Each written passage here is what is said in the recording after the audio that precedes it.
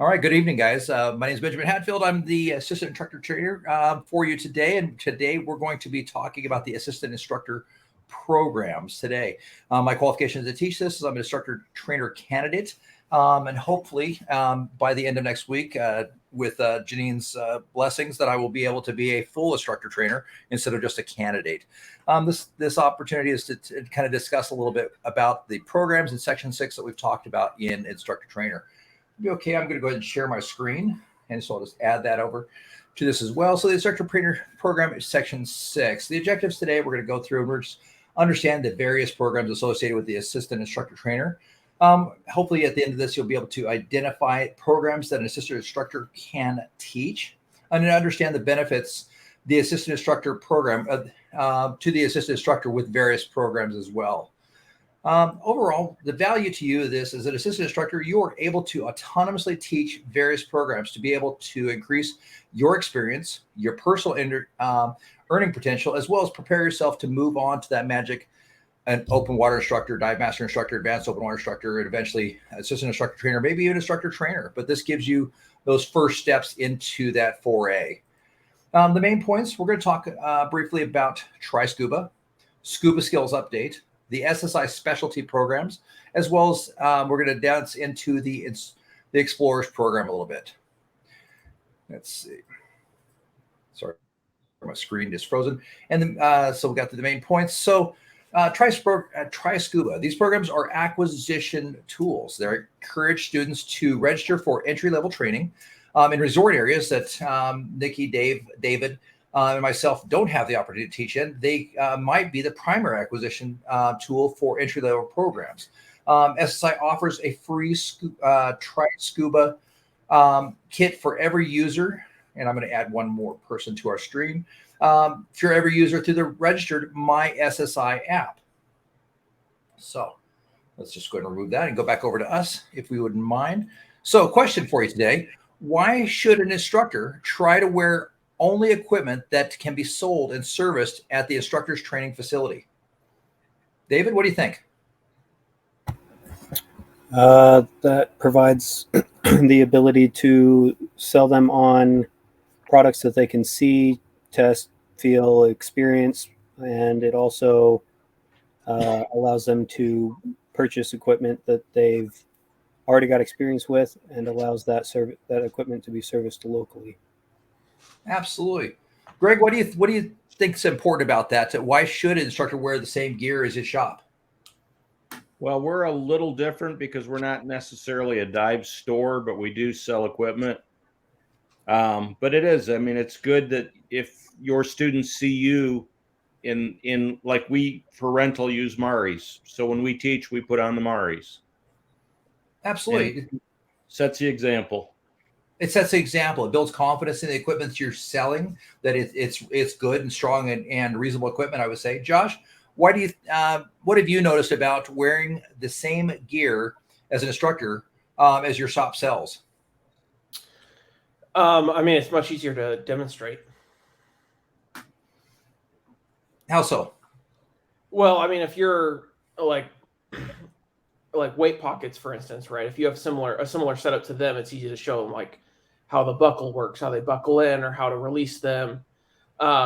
Whereas if you're in like side mount while they're in back mount, it's going to be hard to show them those kinds of things. Absolutely. So consistency, you know what they're wearing and they know what you're wearing as well. And then finally, I'll just kind of throw it out there.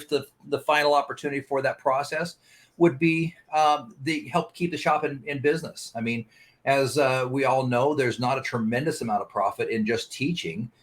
So shops need to find a way to stay in business. And so I jokingly tell our students, and David, Josh, Nikki, you've all heard me say this, that when you buy a BC from your local dive shop, you help keep a little girl in ballet lessons.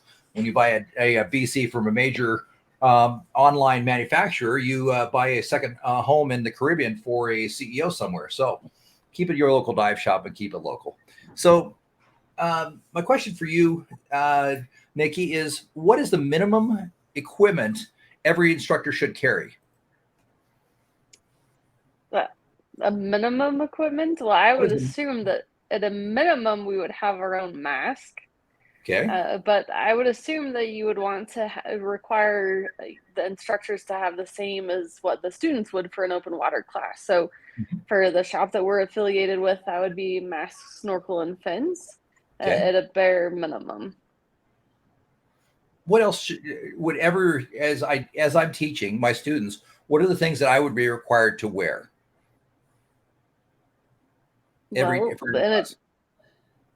in addition to that, you would need a BC and a regulator, Mhm. and possibly, depending upon conditions for open water, some sort of thermal protection in the means of a wetsuit. Sure. So our students don't typically get to wear gloves and a hood. So I know that Brett likes to be able to be in the same sort of setup that his students have, and has requested that we do likewise. So we would be in a 7 mil wetsuit, or if we're a Belmont, no wetsuit needed because it's a hot springs. Sure. Absolutely. You're hitting a lot of them. Absolutely. What about things like a compass or cutting device? Absolutely. Then you get all of the frills. So you could have a compass, dive computer, a cutting device of some sort, all of, the pretty fancy things, I think depending upon the Denver is computer that frozen you're today. wearing. So I'm going to go ahead and share the slide on this. We'll add it to it. So during all open water in training, an SSI dive professional directly supervising training must be equipped properly fitted with the total diving system. So that would include a dive computer, an SMB, DSMB, a surface emergency signaling device of some kind, a cutting device, a compass, and candidates for SSI professional programs must use a professional level total diving system. Make sense, guys? Definitely. Absolutely. There we go. Absolutely. So going through that, we definitely want to look like our students and make sure that they're feeling comfortable through this process. So kind of as we go through this process, the first step into this is understanding what is Tri-SCUBA. Josh, what do you think the intent of the Tri-SCUBA program is? I mean, obviously, safely let them experience scuba, but I think on top of that, it's to try to get them into scuba. Mm-hmm. How so? How does that look, feel, and taste to you? Well, I mean, you want them to have a good time experiencing scuba so that they'll, get their open water certification and join the dive community. Absolutely. So that's part of the Diver Diamond, right? The experience portion, right? Yeah. Absolutely. Now, David, you've heard my presentation a few hundred times at this point. What is one of the things that we bring up in our open water class for the experience portion? How do I explain that? The experience portion being On the Diver Diamond, it's usually about the 6th slide in the open water presentation. I express it as the ×2. the continuing experience. The experience. So how do we do in the Diver Diamond? What does experience mean to you? Experiences we have and have had, and experiences we will have. Mm-hmm. It's providing new opportunities to grow and build upon the experiences that we've already had. Absolutely. So it's not just building experience of how to use the gear, but it's building a positive experience for them as well, right? Right. Absolutely. So Nikki, who can conduct the Tri-SCUBA program? An assistant instructor or higher. Absolutely. So what you've experienced the Tri-SCUBA program. How do we use it in the shop? We use it in the shop in a number of ways. That we affiliate with a few of the high schools around to be able to bring their PE classes in to be able to try scuba. We bring groups of families or groups of youth in to be able to try scuba. I keep asking to work, hey, I think we need to do a team building experience and try scuba. I think there's a number of ways that we can use it. And then as we talk to them as they're trying that experience, we encourage them to continue on to open water to be able to further that experience and further their knowledge and be able to explore a world around them. Absolutely. So we definitely use it a lot of different ways in our programs at the shop, but it's to develop an acquisition, potentially to bring new students in, as well as take students that are potentially already interested in scuba and give them, if they're just not quite ready to commit, right, to that open water program, but we want to say, hey, let's see if you like it. How about the people with that we've had, because you and I have had this more than once, where we brought people in that said, I can't clear my ears. I tried to get certified in Costa Rica and my ears blew up and I was out of the water for 6 months. Have we been pretty successful with those?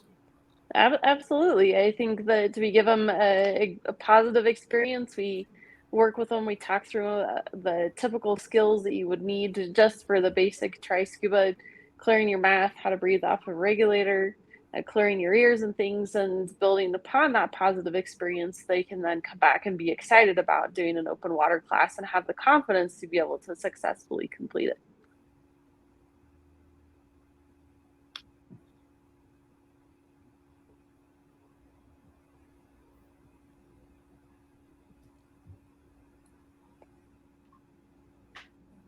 I'm guessing Benjamin's internet may be frozen.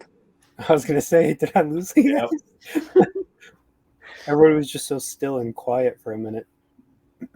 It's odd. It's normally here where it's frozen. All right. What's funny is that over the weekend we contacted our internet provider and just changed packages to be able to help this not happen. Supposedly. That's probably what happened. They're switching you over right now. No, I think they already had, but who knows? That's fantastic. Right? I've been telling them I think we didn't need a different provider. Next time I'm at your house, Nikki, I'll take a look at your modem. Maybe we can update your modem or something. Yeah, I think Benjamin's worked through part of that, but I don't know. I've kind of left it up to him.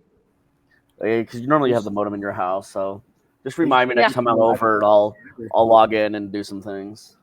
Fair enough. Sounds good to me. Yep. We just got to put you on Idaho Falls fiber so you can get those lightning 3 gig speeds. I know. I tried. The problem is I'm not on our utility bill, so in order to do it, Benjamin has to fill it out and do it, Gotcha. or put me on the utility bill because then I would do it. Down here, we have fiber optic at a blazing 10 meg. Yeah. It's not the same the world over. No. Maybe we can get Dave to come and look at our modem. Yeah. Fly me out. I'd come take a look. Sorry about that, guys. We're experiencing a few technical issues. All right, let's just jump back into it. David, how have you personally benefited from assisting and working with the Try Scuba program? I'm a firm believer that teaching is the best way to learn something. And so I feel like for the limited experience I have, I'm at a much higher level than I would be otherwise by participating in the education of others. Great. Hey, Stephen, are you available to speak? Yeah, I'm here. Fantastic. Stephen, so question for you. You've had the opportunity to see a few different instructors because your original open water instruction was in Japan. And Oh no. We lost him again. I wonder if it keeps recording when he drops out. It I does. would imagine. Yeah, it does. What happens is we're being recording, and it'll just has this weird thing where it'll just mesh together. I've seen it. Okay. Well, talk to us about Japan, Stephen. I tell you what, I got certified in Okinawa. I was stationed there in the military, and it's not a lot of people know about it, so it's nice, right? Because there's dive shops all over the place, and the reefs are so close to shore. You just walk right out and swim out a couple 100 yards, and you're in a 30 feet deep water with a coral reef, and it's gorgeous. I mean, I think so. That's, in my opinion, that's some of the. Now I'm kind of jaded because it's the first diving I've ever done, but in my opinion, it's some of the best diving I've ever had. I know a ton of Marines and former Marines, and they almost every single one of them went through Japan, and almost every single one of them went scuba diving there. So It's beautiful. It's be a good experience. Yeah. It's tropical. I mean, it's warm all the time. I think the coldest it ever got when I was there is like 40, and that was like a super cold day. That is cold. Where you at, Greg? Utila, Honduras. Oh, wow. Yeah, okay. Fair enough. Yeah, you're not getting that cold day, that's for sure. Now, cold day here is mid 70s. Oh, my goodness. Yeah. Stephen, while you were in, And I this year, apologize for that. We're apparently having a few technical difficulties. Stephen, are you still there? Yeah, I'm here. Perfect. So you've had a chance to witness and be instructed by at least 3 different instructors at this point. What have you noticed about the difference between coming from 3 different instructors? Was there different style in those teachings, or were they all exactly the same? They're all pretty similar. I started with Patty. I've done most of my stuff with Patty. I mean, there's a couple of different, like, one of the biggest things I remember noticing was, when you hand over your secondary reg, or whenever you're doing the buddy drills with, buddy breathing, in SSI, you hand over your primary as opposed to your secondary. So that was new. But I mean, overall, I think, the programs are pretty similar. How about the instructors? The instructors.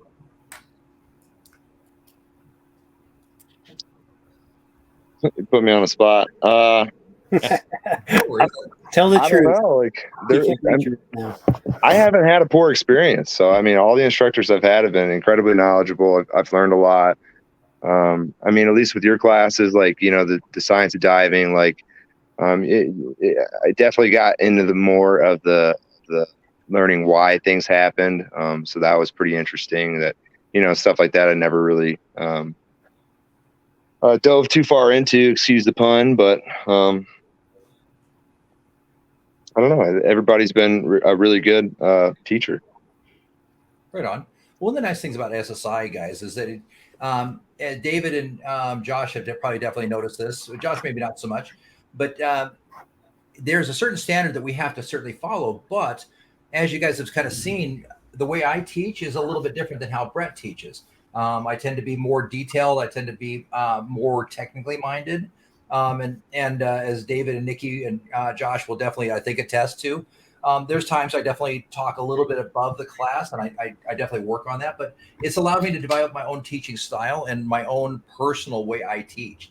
So the way I teach is definitely different than the way David teaches. Even though I taught him to teach, he's got his own flair on it. So the nice thing with the SCUBA program is it gives you guys as assistant instructors the ability to really kind of dial that in and find how you want to teach those standards in such a way that makes sense to you, but also parodies and stays in line with what the SSI standard is. And we certainly have to, make sure that we're doing, if it says to do ABC, we can certainly do ABC, but I like to think of it as we have the ability to change the font in the case of it, right? As long as we do ABC, we can use sans serif or script or Comic Sans if we like.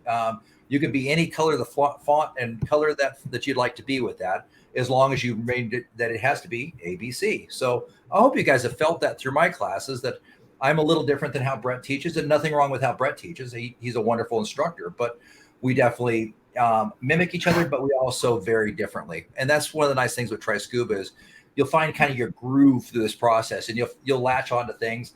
It's interesting. I like listening to David teach, in that I find that he picks up different things out of my presentations that I may not have found nearly as important, and he latches onto and finds interesting. And the same thing with Nikki. I love when Nikki comes in and helps in classes as well, because she'll grab onto pieces of, especially like dive tables with more challenged students, and explains it in a different way, in her own way, that it really makes sense. So that's some of the benefits to the SCUBA program. Now, we all have to have a why in this. Why do we want to do this? And in the end, some of it's got to be a little bit financial. Nothing for nothing, is that, as they say in New York, we have to have a reason to do this. So why would you do this, David? What would be what's your why in this? I have found relief and escape in scuba, and I'm very much the try new things kind of person. And people that I talk to are always like, "Oh my gosh, I've always wanted to scuba dive, but like, how could I ever get into that?" And so this gives me an opportunity to be like, "Hey, come on, let's go! Like, let's make this happen." And I really like having that ability to just be like, "Hey, like if you actually want to have something new in your life, it's as easy as just saying, let's go." Absolutely. Did cutting through the ice at one point help you buy a light? Yeah. So there was a financial So benefit to you as getting well. the instructor credits as well is also Absolutely. a minor benefit. So there's a couple different reasons. I mean, A, we're trying to get somewhere because we want to be that person to teach. But B, there's also that opportunity to make a little bit of reward towards gear, because dive gear ain't cheap, man. We have an entire room dedicated to it downstairs, and I'm just glad that nobody understands the value of it, because I think somebody would rip us off. That's our retirement down there, dadgummit. But it's nice. And Nikki, you've definitely felt a little bit of benefit from instructor credits. How'd that work out for you? Absolutely. I'm grateful that Brett and Ashley have established for a long time have established I guess a discount structure for their instructors and the people who assist them, and that you can get a deeper discount on the gear that they sell, so you can have experience with it and then be able to, promote it for the students that you're teaching. So that was how we bought my side mount system. I was by the amount of the teaching that you've helped to do. So it's a great benefit to be able to then have my own gear that I can be comfortable and familiar with, and then can go out and say, hey, this would be a really great system for you if that's what you want to get into. Absolutely. So the nice thing with Try Scuba as well is it's a very low time intensive process. Other than the half-hour setup and the half-hour takedown, it ends up being about 2 hours, and it's an easy way to make a little bit extra money towards gear, towards trips, towards whatever else. And a lot of times, if they're actually getting a card at the end, my SSI has a nice program with Pro Points as well. Does everybody have their app where they can pull that up? I do, but I'm on my phone, so I can't pull it up right now. No worries. But if you can pull up your Netflix, my Netflix and my SSI app look similar. They're both red and black. But as you can see, if you pull up your app right in the very beginning, it's hard to see with my ring light. Yes, I use a ring light to make me look this pretty. But right on the home screen, just as you scroll down a little bit, if you look at it, it'll tell you how many Pro Points you're at on the third little point right there. And so right now, for me, I'm at 2152, which for me is pretty sweet in that I'm able to go ahead and do my pro renewal at the end of this year on SSI, not out of my own pocket. So 130, 140, 150 bucks, whatever it is. I always forget. I think it's 130 bucks for the renewal, but SSI will cover that. And then last year when I was doing my technical IT with SSI, I was able to use those Pro Points for books for my technical IT. So it saved me, I want to say about $300 or $400. So you're able to use those Pro Points with SSI for different things, specifically for books or for other additional classes or for your renewals. And that's one of the things I know, Stephen, you and I talked about, I believe last night, was you want to go assistant instructor, but you don't want to have to pay every year, right? Yeah, I mean, that's part of it. Absolutely. Why would you? If there's not a return on investment, why would you want to do it, right?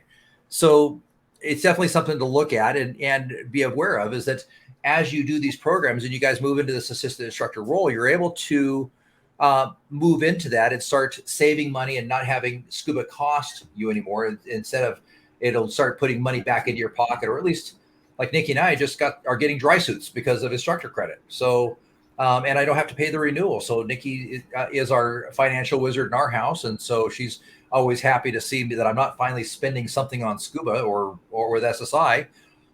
Yay! It's actually started to make the full circle instead of being this huge cost structure. So it's kind of a cool thing. Now, Good question on that, Ben. Yes, sir. So pro points are separate from shop credits, right? Correct. How does that work when we're an assistant instructor underneath an instructor? You're the one signing the cards. Are we still able to get pro points as an assistant instructor? That's a great question, and right now under the current structure that I'm no, whoever signs the card is the one who gets the pro points and gets the shop credit. I am certainly working on that with Brett and Ashley because I feel like an assistant instructor who puts in the full time at the class should. So it's something we're working on, but I don't have a current resolution on that at this point. But part of my goal to get you to assistant instructors, as we've talked about a couple times, is to get you guys to the point where I can give you guys some do a seminar for specialties so that you guys are able to teach on your own. So when you are assisting in classes, you can say, hey, you guys are getting ready to go on a big trip and do some boat diving. I would love to give you the specialty to teach you the specialty for boat diving. We'll be doing it this day. It'll be this, So there's quite a few, and we will get into which specialties you guys can actually teach a little bit later in this presentation. And there's actually quite the bevy of specialties that the assistant instructor can teach. I started teaching solo as an assistant instructor with the shop. And I was very happy about that. So we'll get into that just a little bit though. But that's a great question. Thank you for asking. Absolutely. So, David, I do have a question. What are 2 ideas that we can start presenting during this program that can set our students up to reduce their potential harm to the environment? I think perfect buoyancy is a big one.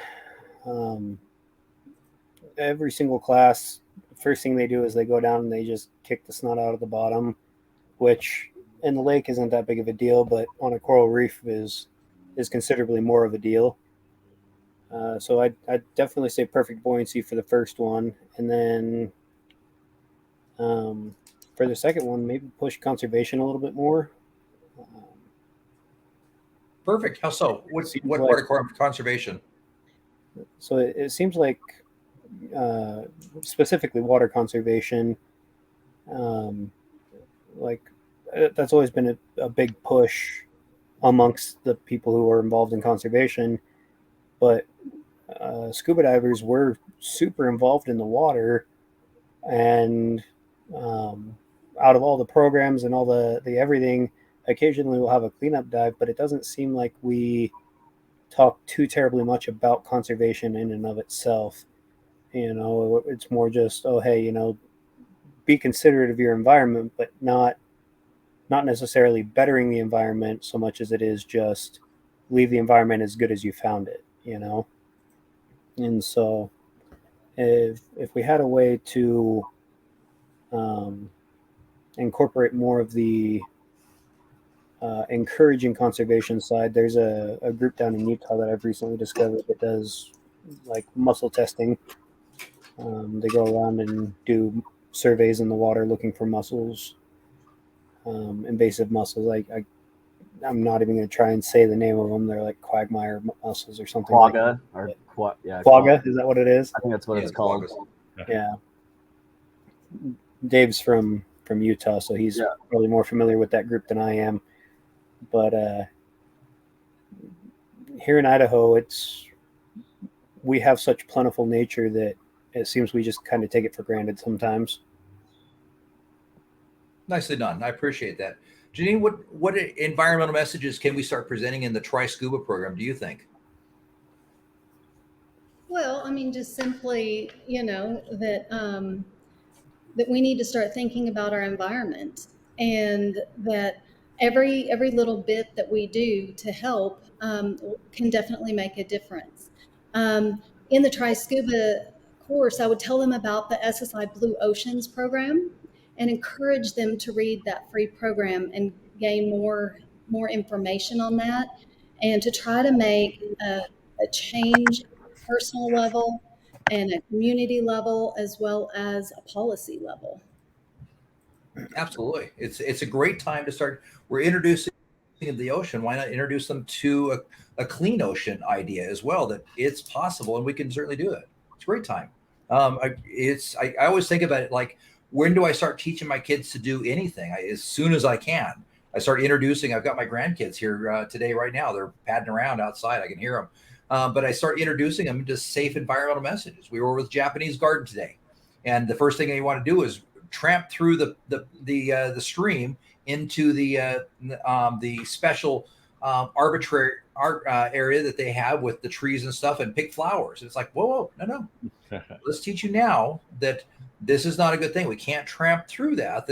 We want this to be good for the next people that come as well. So I really feel that we need to start that environmental message now versus later. It makes it easier when we start introducing it as small steps throughout the process and have a united front. So, and I love the Blue Ocean programs. I did that Blue Ocean program myself and loved it. Absolutely. Greg, how do you think this Tri-SCUBA program benefits you? Here we get a lot of Tri-SCUBAs, and it's people that really aren't even comfortable in the water. So for my instructors down here, it's a great learning experience. You're going to get so much more and see so many different things out of a Tri-SCUBA than you may ever get out of an open water student. Absolutely. Dave, what do you think about Tri-SCUBA? You did that with Noah. What did you think? What can you get out of a Tri-SCUBA program? What I got out of it was watching my son Noah go through it. Was just how this particular instructor focused on being comfortable with the gear, and then let's go have some fun to kind of start building that passion. It was really great to see my son's eyes light up as he's taking his first.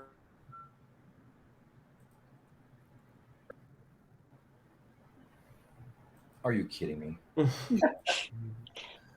you go. Cool. We can hear you. It's Dave. We lost Dave. Good. I was like, my internet again. How much did you guys hear? We heard most of it. Okay. Perfect. Good job, Dave. Yep. So one of the things I'd like to encourage you guys to do as we go through this process, open up your My SSI app, and you have the opportunity to go in to look at digital learnings for different things, such as the Blue Oceans program, the Tri-SCUBA program. And more importantly, as an assistant instructor, you really need to take that time to go in and start finding the My SSI standards. It's right there in your app. Has everybody been able to go into your app at this point and find the standards for all the different programs, or just the SCUBA standards in general? Yeah. Yes. Absolutely. They're very handy. They're pretty easy to read on your phone as well. I'm old school. I have a PDF of it. I admit it. But I like it and I have a physical printout of all the standards of it as well, that I can go back and I look, and Nikki will tell you I'm a highlighter king. I like my highlighters. I use my highlighters.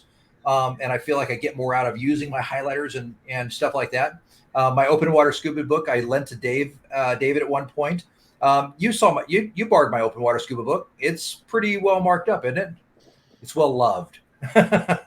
So I encourage you, certainly use the app. You can certainly be technically advantaged. It's on the computer. You can download them, but yeah, definitely take the time to go into that as well and look at that. And it's pretty simple to find. Plus all your courses, we're pretty familiar with that as well. So let's go ahead and remove that. Perfect. Well, good job, guys. So the next program we want to talk about is the SCUBA Skills Update. The SCUBA Skills Update is used to review the basic skills and knowledge from the Open Water Diver program. It doesn't have any required academic or in-water requirements and should be adapted to meet the needs of the student participating in the program. It's designed for entry-level students, but the format can be modified for any program in the SSI educational system. So, Nikki, I think you've done a couple SCUBA updates, haven't you? Yeah, or helped participate in them. Perfect. What was your experience in helping with that? They're a great opportunity. I mean, one of the things that we talk about a lot is the divers who are unfamiliar because it's been more than 6 months or over a year since they've been diving, and maybe aren't as comfortable in the water, or gear has changed, or they're getting ready to head out on a vacation. I've got a coworker who went to Cozumel a couple of years ago, and he was telling me one of the stories about one of the dives that he and his buddies that were there with him did. He was like, they gave him this, and he was like, oh yeah, this is an awesome dive. I'm enjoying that. This is so cool. And I'm like, no, that's your dive is over. You're done. Go up. I'm like, this means that you're okay and that you're enjoying everything. So it's good to be able to go back through those hand skills to be able to remind them of the signals and things, to be able to make their training according to them. Like you said, that it doesn't have to have an in-water piece to it. But a lot of times we do combine it with an in-water piece to go back over those skills, like how do you clear your mask? How do you clear a regulator? How do you ditch your weights and things to get them back comfortable with the gear so they're a safe diver? Looks like we lost Benjamin again. Yes. No. We'll be back in a moment.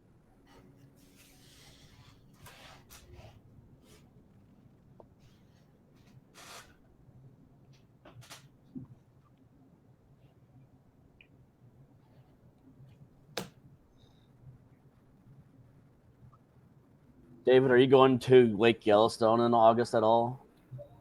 I'm gonna try and find a weekend. I'm not gonna be able to make the big one, but I am hoping for that. We are having a rougher time than normal.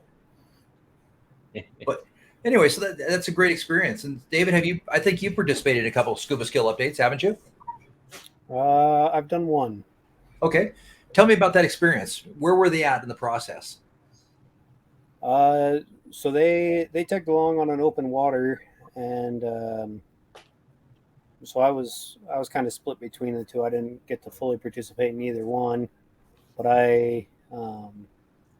they showed up at the pool on one of our open waters at the aquatic center, and they I think it was two brothers, if I'm not mistaken, who just hadn't been diving in a while, and they were getting ready to go on a trip, and so they wanted to get back in the pool and reacquaint themselves with the gear. And it was a really good thing they did, because if I remember correctly, there were several pieces of gear that were missing, that they were missing. And so fortunately for that day, they were able to borrow from us, and then they were able to go get their own before their trip, hopefully. But it's always cool to see people who aren't necessarily like Ben level divers, who just eat, sleep, and breathe diving, but who still are able to enjoy this as an occasional side hobby. Absolutely. So the Scuba Skill Update program is really designed for two types of divers, certified and uncertified, right? So the uncertified divers, these are divers who didn't complete their open water training, and they want to continue that process. And so the Scuba Skill Update is required if it has been more than 12 months since their last in-water session, and is recommended if it has been more than 6 months. So pay close attention to these students' needs or their weaknesses, and that gives you the opportunity. You can adapt your program to complete their open water dive program based upon what skills they need to work with, versus what skills they don't have. And one of the things you guys have noticed, let's see, David, you and Nikki, you both taken my or watched my tech classes before. But one of the things we like to do in that is we have a questionnaire before we start our classes and say, okay, let's get an idea where you're understanding and what's going on. So as you start working with the students, you guys have the opportunity. You can start talking to them. All right, give me an idea of what you understand. Let's talk about this. Let me see you put your BC together. Perfect. You put it together, and you'll get a pretty good understanding of what their comfort level is by how they put their BC together. And then we can do a little quick snorkeling swim, and we can get an idea. Are they strong swimmers? Are they soft swimmers? David, as you saw last night, we had some very strong swimmers, and we had some very, very, very, very, very weak swimmers as well. And so it gave us an opportunity to kind of tailor some of our training last night based upon who needed what and how, right? Mm-hmm. So that's kind of the idea with uncertified. Now with certified students is what we've seen more of. Now, Josh, you'll have that opportunity when you get to this level to help certified divers who they've already earned an entry-level certification on open water somewhere, somehow, but they're just not feeling adequate in the water, and they want to get to a better level. They want to understand this, or it's been more than 6 months or a year since their last time, or maybe they just came out of open water and they just, like you saw the Van Boevens. I love the Van Boevens. They're just a fantastic, sweet couple, but they have the basic skills to get in the water and be an autonomous diver. But where they're going and what they're doing, they really are going to benefit from some additional time. And we can utilize the Scuba Skills Update program to help the Van Boevens kind of get there. Does that make sense? Mm-hmm. Absolutely. So one of the things I definitely encourage is your own set of personal wet notes. You can purchase these from the dive shop. They have the newer set. Unfortunately, I hate to say it, but I don't like the newer one because the cover is soft on the new ones. And it's not as hard. I like the hard one because I feel like I could whack David in the head with it. It's got some. I'm just kidding. I've never whacked David.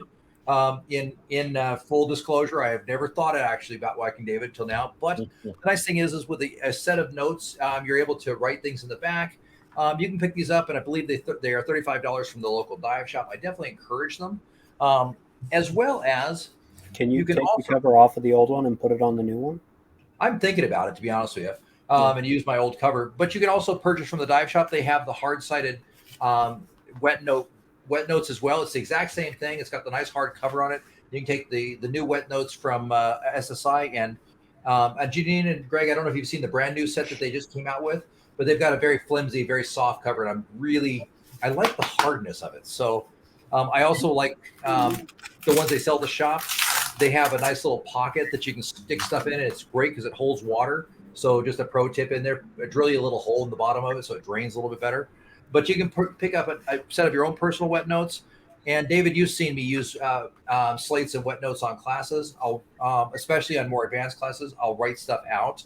And I also like having a slate as well because I tell the students, and David, you've heard me say this, if we're down, you guys see a fish, and you want to know what it is, just tell me fish, and I give them the hand arm symbol, and I'll tell them, I'll write on my slate, fish. If I'm feeling particularly amorous on that day, I might write yellowfish. It's definitely to your advantage to pick up a few basic communication tools as well. Definitely. Wait, I got a question for you though. Why would we want it? Like, what's on them? That's a great question, Nikki. Thank you for asking. So I don't have the greatest memory in the world. I suffer from old timers. I like to make sure before every single class that I go through and I review what's actually on the standards and that I need to make sure that I cover. And Nikki will attest to this, that I've got multiple sets of slates with the exact, the exact how-tos from SSI on every single program that I can teach.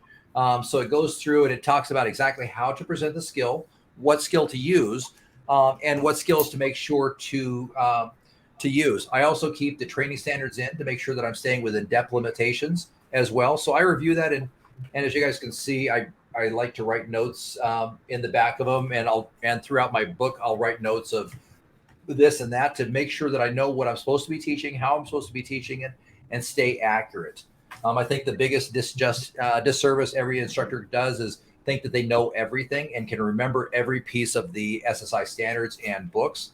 I think you shortchange yourself, and it's a quick and easy way to fall out of standards and to forget certain things that you should remember. So if you're like me and you don't have a perfect memory, which I think that's just about all of us, a set of wet notes with all the information listed clearly in it is definitely to your advantage. And like I said, a second set where you can actually write out notes to yourself and how you can personalize certain things and certain things you want to do. For example, great example, in my deep dive notes, I have some of the games that I like to play. For example, I have my boiled egg game in there. I have my make sure to do the math game in there. In my open water notes for dive 3, day 1 or day 2, or dive 1, day 2. I have in there to make sure to build cairns. And you guys have all seen me build cairn, have the students come to a platform with 3 to 5 large flat rocks and stack them as their buoyancy exercise. So I put that in there just to make sure that I don't forget those really cool ideas that I had to help them with buoyancy. And then we have the candy bar game, and I've got my fun math games. And so I've got little things to help remember the cool, fun things that I do that I like so that I can keep doing them. So that's my encouragement for you guys to do. Some wet notes from the shop. They're lifesavers. I just can't speak highly enough of them. Unfortunately, you guys and I don't have the luxury of teaching 18 classes a day like Janine and Greg. So we need a little bit more time and practice to make sure, because we have day jobs that actually put bread on the table for us. So professional development. Again, teaching these programs gives you the instructor's in-water experience with actual students. It helps the instructor learn how to teach basic scuba skills to students with a variety of personalities and goals. Josh, you've been in enough classes now. Has any class been the same as the last? No, I mean, they're all different. Yeah. Yeah, absolutely. Each class develops its own personality, and learning how to work and understand that personality is critical, isn't it, Josh? Yeah, I mean, a lot of it just comes down to, I mean, updating things, obviously, but also kind of tailoring the class to the students that are in the class. Absolutely. We've had some classes with some fantastic and easy students. The one always comes to mind is when I taught the majors kids. We had a retired major who had a son that was 14 and 16, if I remember correctly, Nikki. But was it 12, 14, and 16? He had 3 boys, didn't he? There was only 2, and I think they were 12 and 14. 12 and 14, but they were little rocket ship swimmers, and they were like little robots. You'd say, I need you to do ABC. And they did ABC every single time, and they did exactly the way I asked them to. It was actually kind of terrifying. They were little Stepford kids. But we've had classes like last night where we had poor little Peter who barely can swim. So we've had to definitely tailor our classes to what we need. The other thing this does with these scuba skill updates, it helps you guys, Josh, David, Nikki, to really develop, and Dave, to help develop out how you're going to teach it, because how I explain things isn't the way, Dave, that you're going to explain things. David, you definitely explain things differently than I do, and I love that. Nikki, you've got a very great flair, and one of your key things that I love about you is that you are really fantastic with inexperienced and nervous students. They really just take to you very easily. I think Dave, as a dive buddy, would definitely concur with that quite a bit. For sure. It's just amazing. So as you go through this, you start falling into that style. And Nikki, I think you've watched me teach from assistant instructor all the way to now. And I think you've seen that I've changed quite a bit as well. Now, am I off standard? No. Nope. Not at all. I think you guys would agree that I'm probably the biggest standard Nazi in the shop. I want to make sure that we're doing the right thing the way it's supposed to be done. But I have a soft touch as well. David, you mentioned it last night. You've never seen me yell. You've never seen me get upset with a student. I just don't do that. We want to do it the right way. We want to be positive through this process. So scuba specialties is kind of the next area. David, you've participated in a few specialties. What do you think about scuba specialties? What do you think their purpose is? I think the purpose of them is to allow people to learn more quickly than they would be able to through their own personal experience.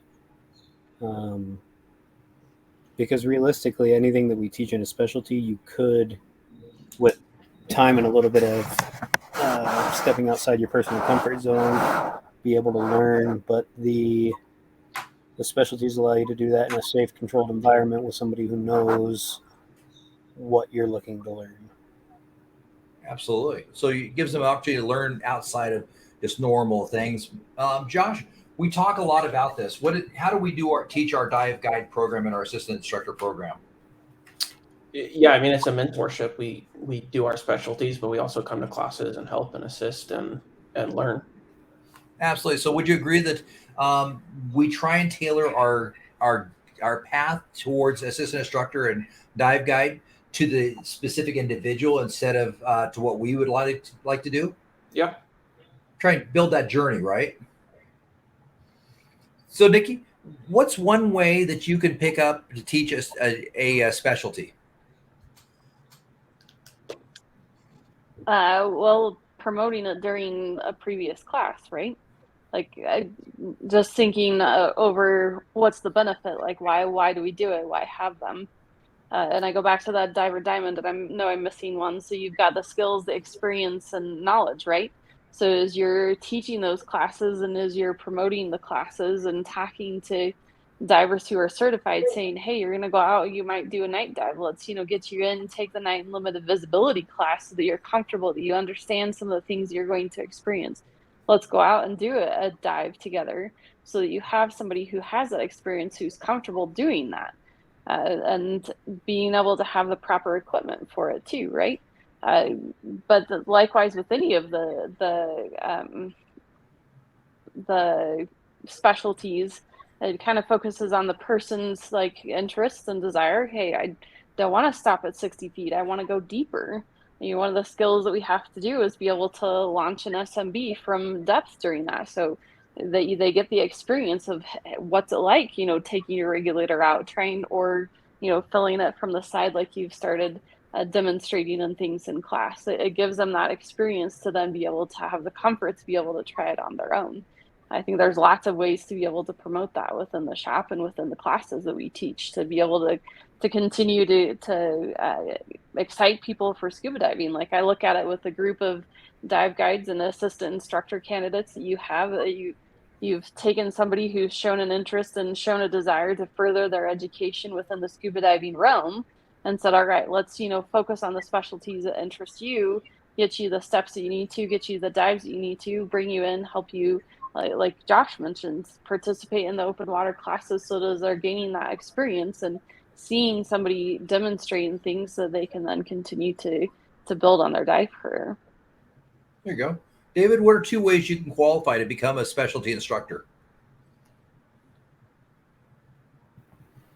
You can qualify through attending an ITC seminar or through coaching. Absolutely. Now, there is a 3rd way to do that. Anybody want to talk about the 3rd way to qualify as a specialty instructor? Comparable experience. Absolutely. Actual experience. To become a navigation instructor, Brett sat down and asked me 15 questions in about 5 minutes, and said, yes, you know more about navigation than I do. You should be a navigation instructor. And so, absolutely, if you have a substantial amount of experience, it's the least preferred way. But if you have a substantial amount of experience in it, you certainly can become experience qualified as that as well. For example, I would doubt that we're Donnie, who is our resident EMT, advanced EMT, will have to actually take a instructor seminar for React Right. He is fantastic at that. So there's basically 5 basic different kinds of specialty programs. There's ecology, diving knowledge specialties, open water specialties, dedicated equipment specialties, and overhead environment specialties. So I got a question for you guys. You have a new student that shows up with older, unmaintained equipment for an open water portion of a specialty class. The class is a great distance from your shop, and you have other classes scheduled for that day at the lake or the ocean. How'd you handle this situation? Josh, what would you do? You're already at the place. You're not close to the shop. We're out at Ryrie Reservoir, and we have a student that shows up with gear that's not in compliance with the specialty we're getting ready to teach. Yeah, I mean, I guess if there's, I guess it depends on if it's like out of date, like safety wise, then I mean, he shouldn't dive it, or see if someone has their, gear that he could potentially borrow. But I mean, that's not a great option either, because he's unfamiliar with it. But I mean, I'd say try to reschedule it once he gets the equipment maintained and inspected. Absolutely. Janine, you have a student that shows up with to take a tech course with you, and he's wearing an SS1 alternate air for XR.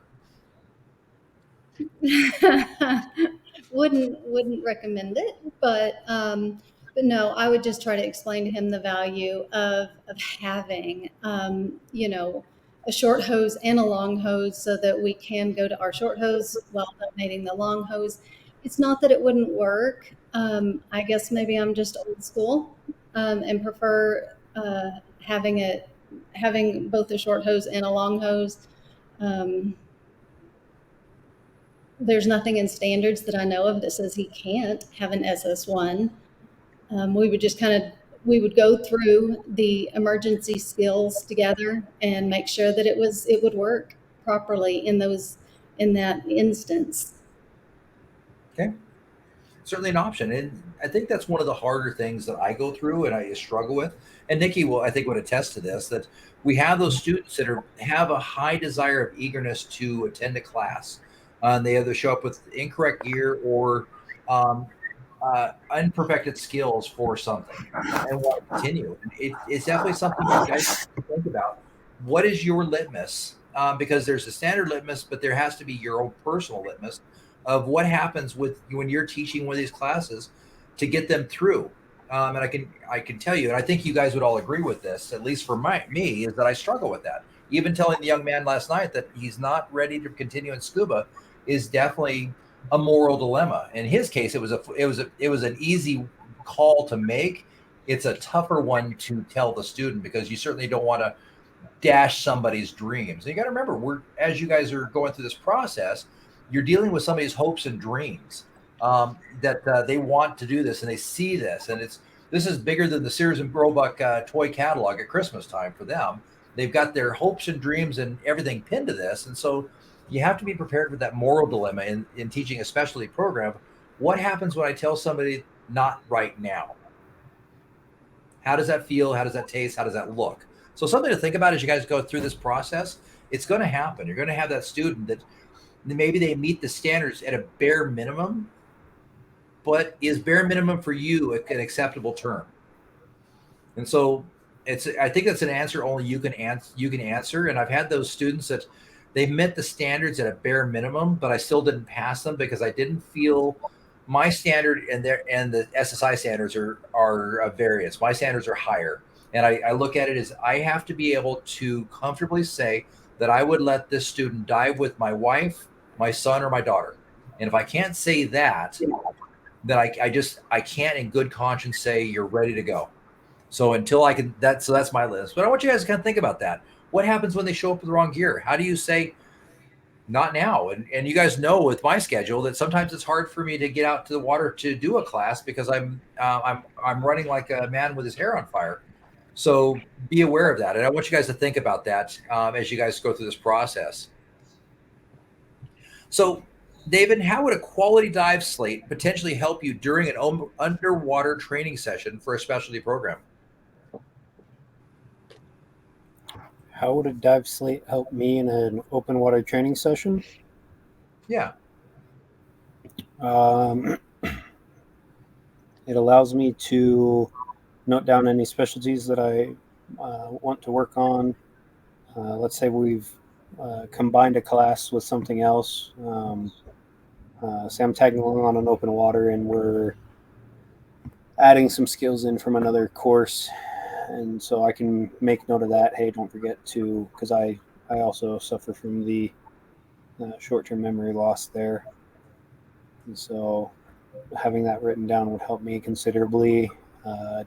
Writing down student names if I'm struggling with a name, and also being able to communicate with the students, especially where this is likely the first time diving with these people. Perhaps our hand signal communication isn't going to be nearly as clear as it could be. I've had times where I've signed signals and had a really hard time believing, what their signal was in return. Usually in relation to air pressure, and I'm like, hey, I need you to give me your computer so I can awkwardly look at your wrist so I can verify what you're telling me, kind of thing. And so having that slate would help with that communication issue as well. Excellent. Yeah, or just communicate with a student, be able to remember stuff.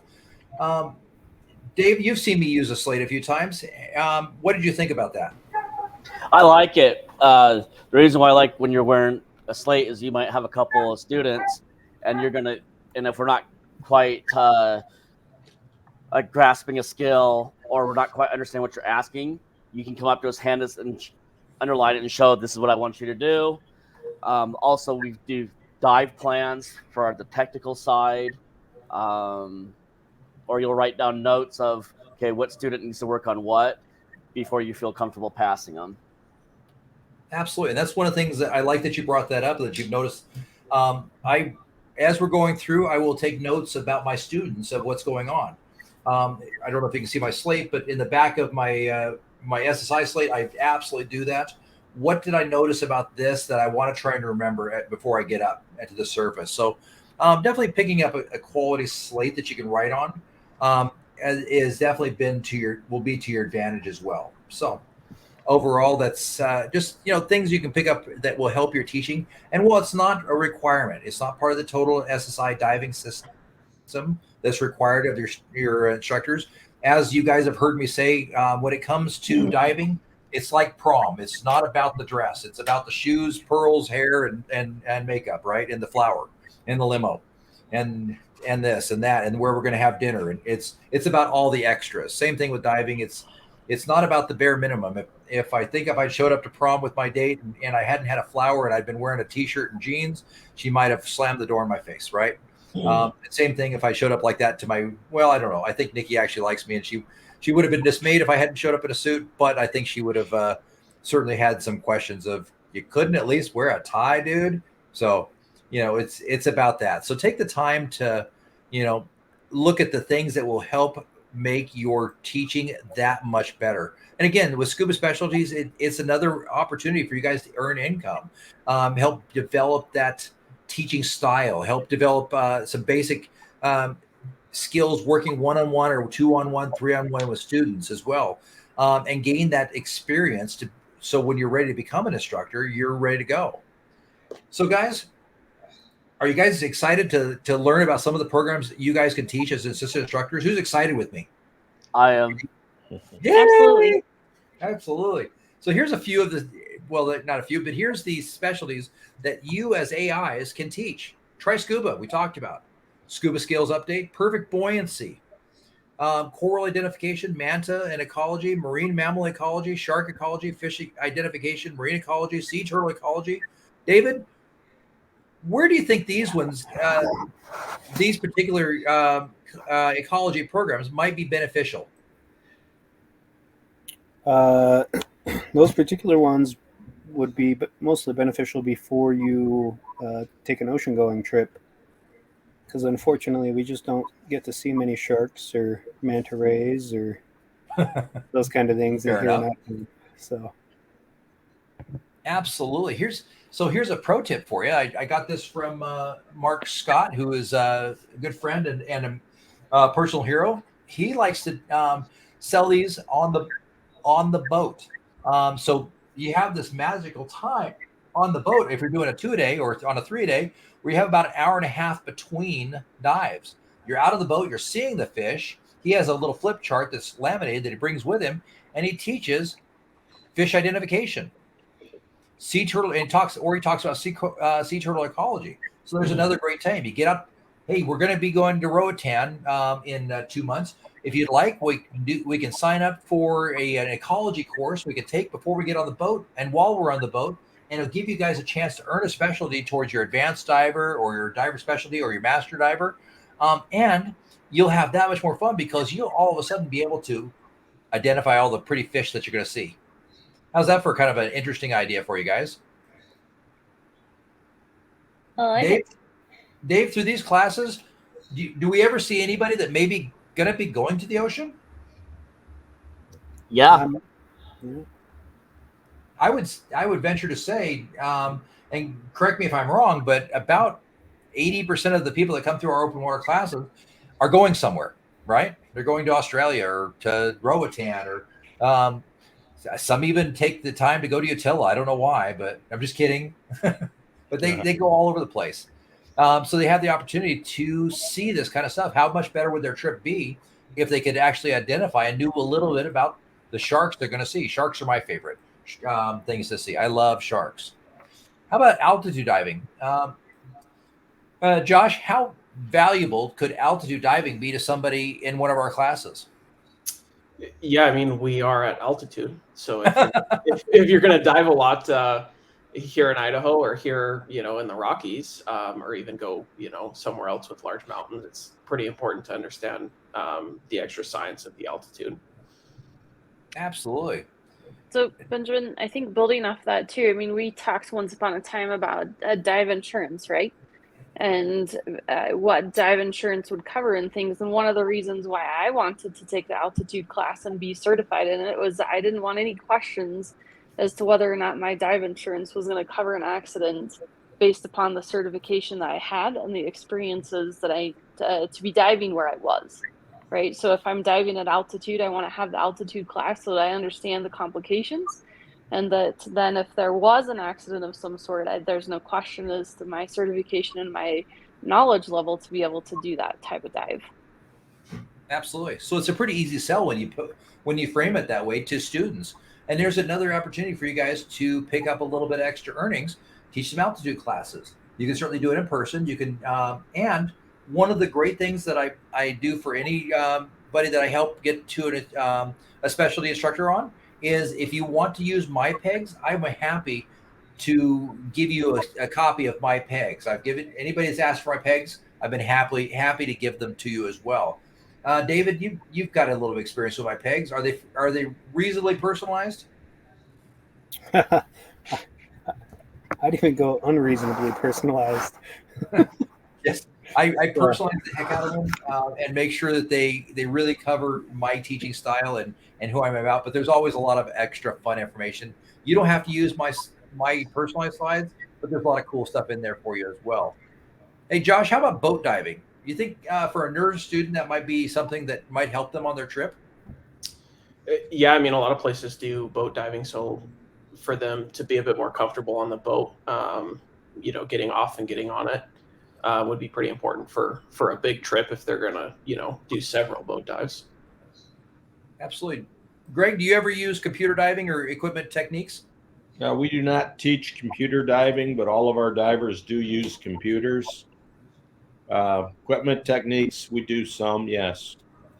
Absolutely. Is there any benefit to teaching equipment techniques to a nervous student?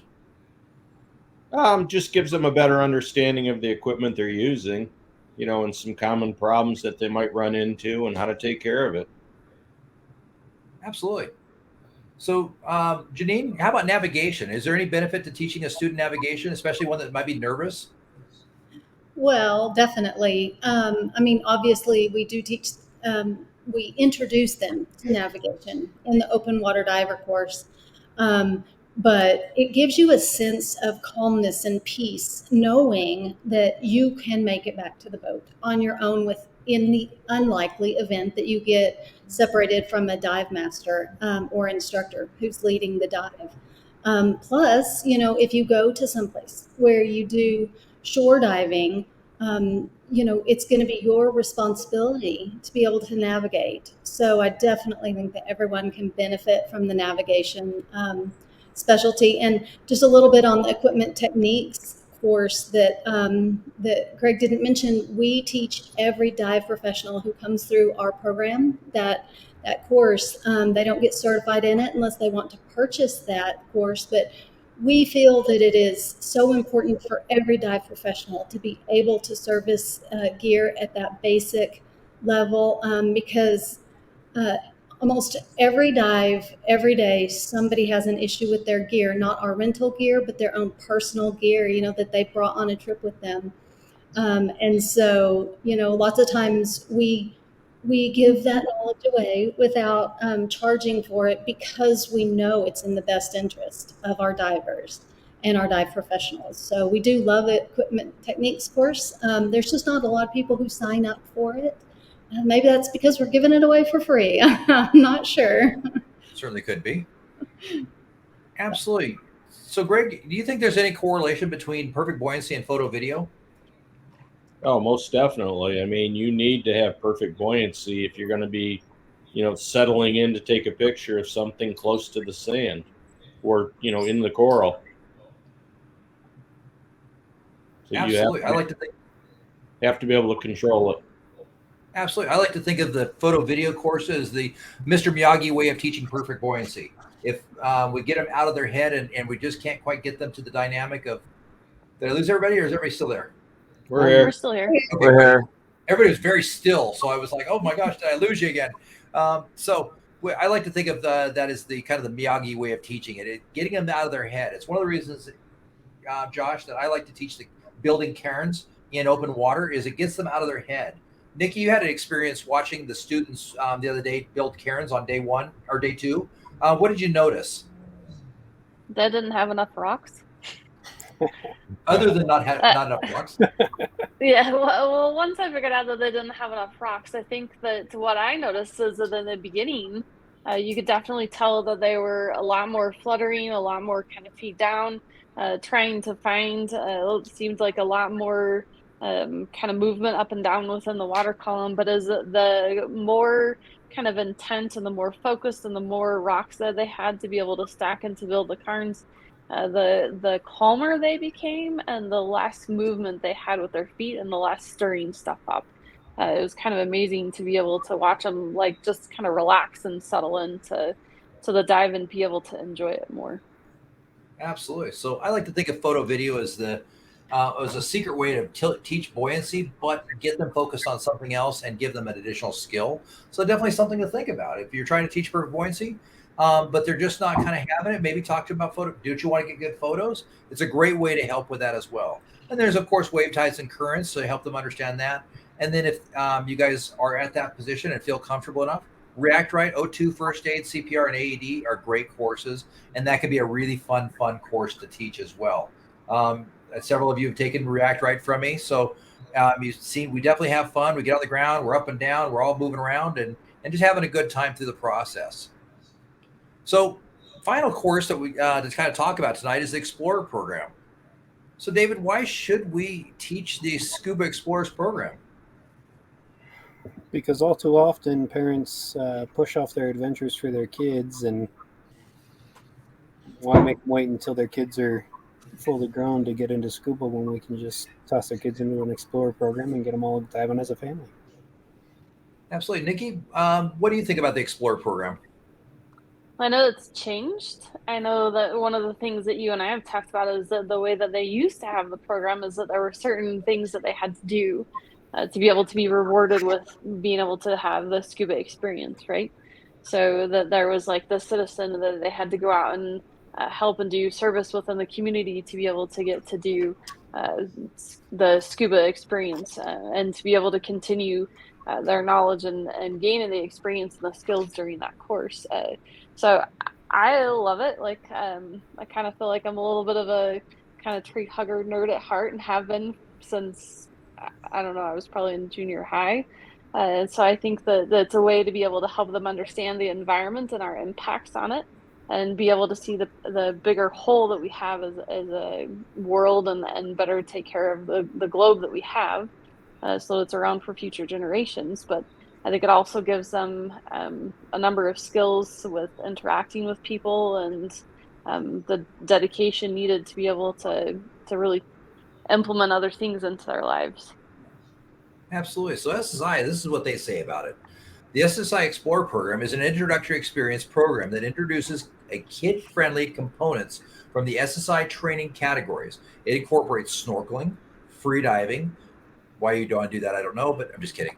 Mermaid and scuba experiences to teach children about marine conservation and the underwater world. This pool-confined water program allows children to participate in controlled in-water experiences under the direct supervision of a professional. These experiences focus on basic skills and are designed to generate enthusiasm for the sport. Besides, wouldn't you have wanted to have been an 8-year-old with a scuba tank on your back jumping in the pool? Right? I mean, we all had to wait till, David, you're how old? I started when I was 30.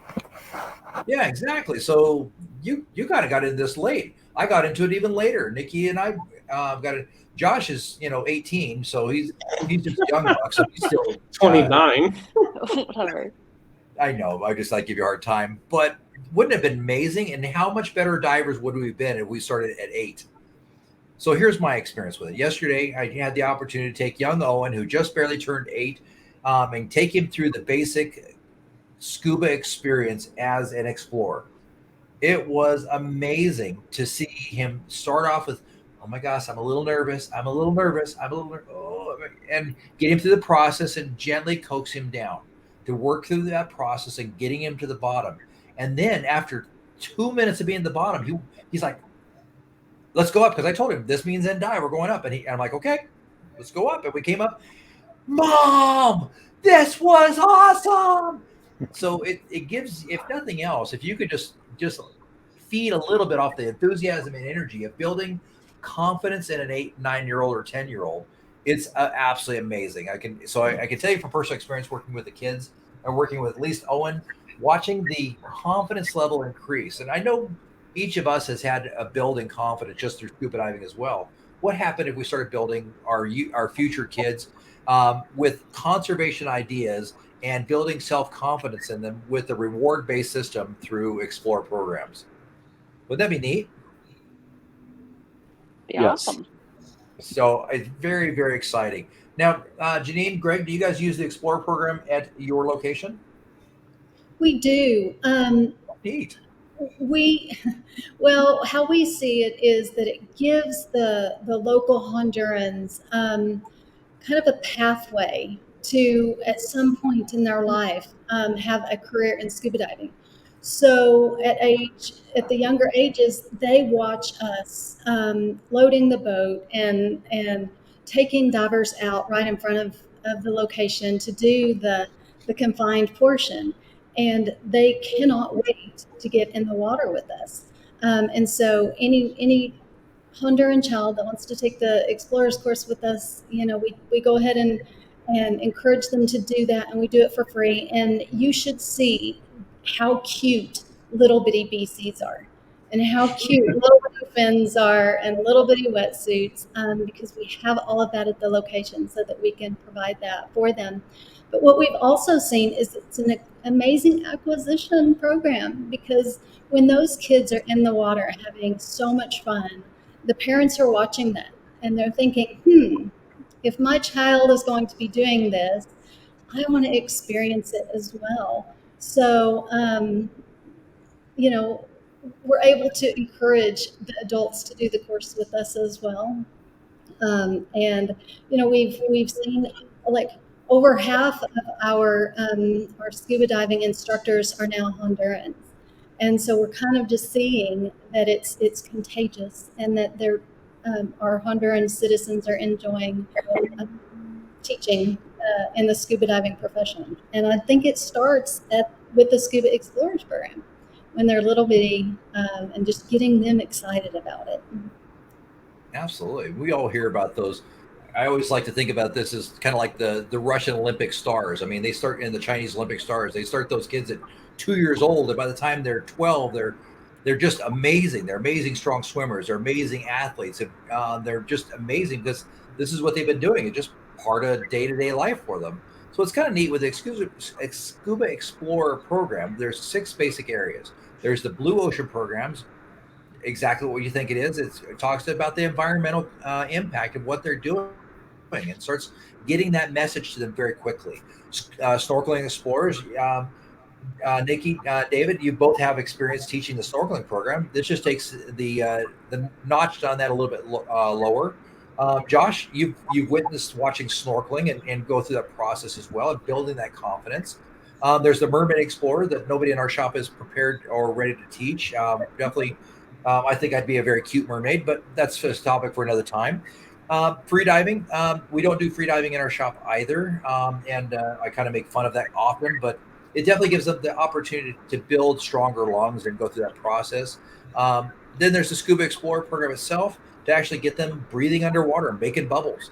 Patty calls it the Bubble Maker program. I like that description of it as well. And then finally, there's the Explorers, especially experience as well, where they can start learning things like navigation underwater and teaching them to use a compass. I mean, how much better would all of us been if we'd learned to use a compass at 8 versus, you know, at 14 and 15? That's where I learned is in Scouts. So kind of fun things to be aware of. Now, there are some age limits on this. So there's 2 parts of the program. The Blue Oceans and the snorkelers don't really have an age limit. According to SSI, students must be at least 6 years old to begin the Mermaid or Freediving Explorer program, and at least 8 years old for the Scuba Explorer program.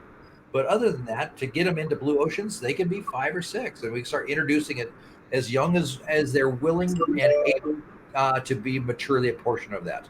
Now, professional development, these programs allow instructors to gain additional in-water experience again. We've talked about this over and over and over again. That's what this whole thing is about. How do we give you guys the experience to be able to teach quality programs? So when you start getting to hard heads like me in an open water program, you're able to work with that and teach it in such a way that I get it and understand it. It helps instructors teach basic scuba skills to students with a variety of personalities and goals. Not everybody has the same goal in diving. Some of it, this is a bucket list item. Some of us were going to, Honduras. Some of us were going to Australia. Whatever it was, when Nikki and I met, Nikki was a very much a warm water vacation diver. That was her goal. She wanted to see pretty fish and colorful coral. We've since broadened that out, but we all have our own goals, and sometimes they change. It also helps you develop that personal teaching style, and I can't stress that enough. As long as we stay with the standards, it's like the alphabet, ABC. Do the ABC, but man, that color of font and type of font could be whatever you want it to be, as long as it's ABC. You can certainly make it as scripty as you want or as Helvetic as you want. So have fun with it. So question becomes, while working with kids, what can we do to help them create safe diving habits, Dave? We want them to start having good buoyancy, teach them the importance of diving within their limits, and teach them that it's okay to say no on a dive. Absolutely. Be aware and comfortable with themselves. I love it. I love that you brought that in. Thank you for adding that last piece in there, because it's not something we talk about enough, of being able to understand what our limits are and stop there and explore what that line looks like to us and be comfortable with that. Be comfortable to say no. I love that when I talked to Jill Heiner, for example, she said there's absolutely no reason that you should be able to say no and just call a dive and be comfortable. She said when she was earlier in her dive career that she was afraid to, and she was lucky enough to have an instructor, when she called a dive, come over and put his arms around her and give her a hug and say, "I'm glad you called this dive. It makes me feel more comfortable too." Getting them that comfort level to know who they are and what they're about. I love it. So Dave, there's 3 levels of recognition in Scuba Explorers. Do you know what the first level of recognition is? I do not. Perfect. How about you, David? I've not actually ever looked into the Explorer program. Here's the good news is they made it super simple for knotheads like me. They have the Specialty Explorer, the Advanced Explorer, and the Master Explorer.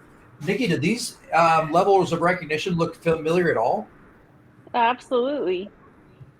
That seems like those are the same recognition levels that happen after open water certification. As soon as you have two specialties in a certain number of dives, and same with 4 specialties in a certain number of dives, and then the master with 5 specialties and a certain number of dives.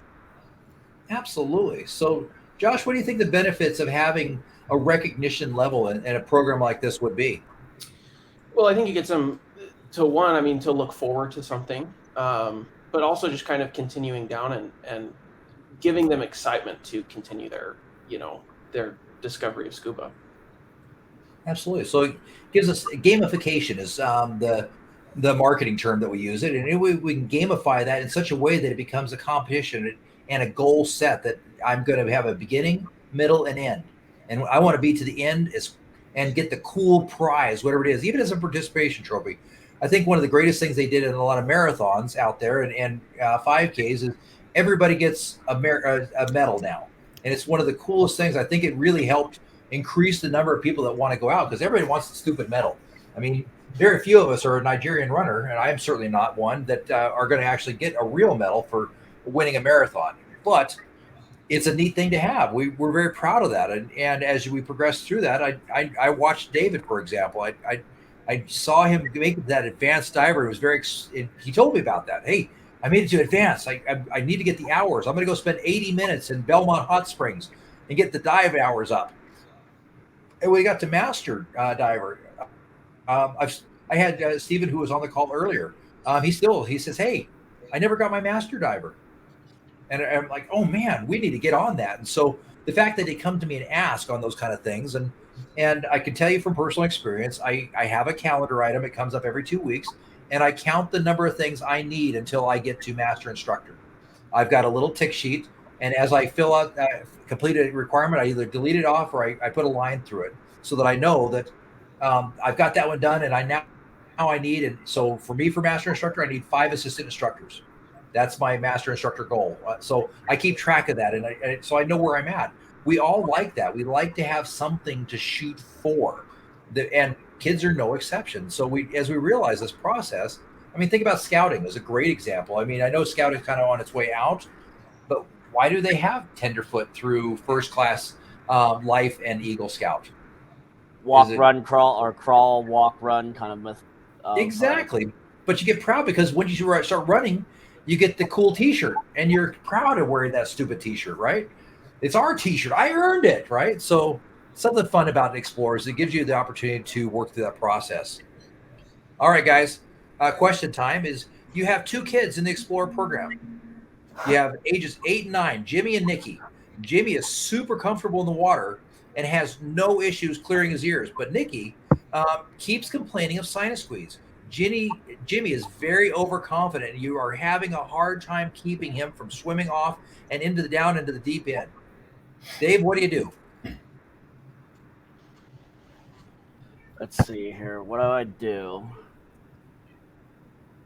Probably talk to the student about the importance of being safe and staying with your dive buddy in the dive class. Okay, talk to him about the benefits of dive buddy education. Absolutely. David, what do you do? If Nikki's having sinus squeeze, we're going to have to reschedule for another day when her cold's better, or if it's not a cold, if it's just her sinuses, we might have to go talk to a doctor about it. Certainly one thing. What, Janine, what would you do? You got 2 kids, different into the spectrum of skill. Yeah, I would let Nikki snorkel on the surface. Hopefully, I would have another assistant instructor or higher that could stay with her. And I would talk to Jimmy about coming back on a different day and doing the deep specialty with us, so that we could properly train him on how to navigate in that deeper end of the pool. Absolutely. Josh, what do you think? Yeah, I mean, if you're able to kind of work with Nikki there and try to get her into there, I mean, to kind of keep Jimmy from going off into the deep end, you can give him some tasks and stuff, and like encourage him to do things near you. That way, he's kind of challenging himself instead of just kind of like, oh, let's go wander off, right? Absolutely. So give him tasks. And that's one of the things that you'll find with, especially with kids, if you can give them exciting tasks. One of the fun things that my daughter said, hey, you're taking Owen on for the week, just you and Nikki. If he gets to be too much, get your stopwatch out and time race him on something. See how fast he can run from there to here and back. Give him a task. And well, at the point, the task is really kind of pointless. It's fun for him. He wants something to do, and you want to task him up a bit, right? So, guys, what are you the most excited to teach? Open Josh? water. Open water? Absolutely. It's a great goal. Josh, what out of what you've seen tonight, what are you the most excited to try and teach? I mean, I haven't taken it myself, but for me, I like the sciences and the things behind it. So I guess for me, a lot of the ecology sound fun, as well as the more technical, science and things of that sort. Neat. Nikki, how about you? What's the most exciting class that you're looking forward to teaching? I would really love to see our shop build up a SCUBA Explorers program. I think there's a huge market there, and I know you and I have talked about some of the benefits, and and I apologize, I can't remember the 3 ladies that you had interviewed with the homeschool program that they had established and brought in the basically like a SCUBA Explorers, but for potentially older students. But I just think that there's a lot of younger kids that could benefit from some confidence building in and around the water and a comfort level that comes with that. So I'd love to see more of that within the shop being done. Neat. Josh, where do you see your instructor journey taking you? I don't know. I mean, right now I'm kind of doing it just because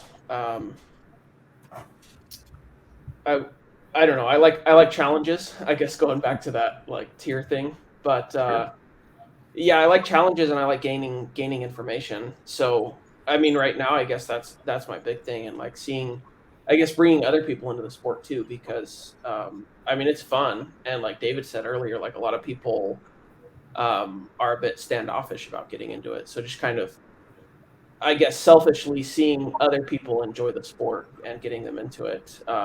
And then if that, I mean, if that puts me in Honduras teaching classes, I mean, I'd be fine with that too. Why not? Right? Warm weather, no snow shovels. That sounds like a hell of a good deal to me. David, where's your instructor journey going to take you? Anywhere. I don't really have a particular destination in mind, because when you have a destination, you stop when you get there. But I don't plan on stopping. Right on. Janine, what's next for you? You're pretty high level instructor, so Well, so every single person that comes into the dive center, I promote any type of continuing learning. We always say, do at least one specialty course each 6 months. And when it comes to Greg and I mean, we lead by example, and so we make sure that we are ongoing with our specialties and continuing to learn. And I still have my hypoxic instructor certification that I haven't achieved yet, so that's definitely next on the list. And the course is I've already read it. I'm excited to do it. So I just need to take the time to get that one done. And like I mentioned to you the other day, we can teach almost every specialty SSI offers with the exception of ice diving. And so we've talked about going somewhere where we can actually take that course, get some experience in it. And no, we may not ever become an instructor in it because we wouldn't have the opportunity to teach it in Honduras. But it's definitely something that interests us, that we would love to get some experience in. I know somebody can help you with that. Yeah, I was just gonna say that.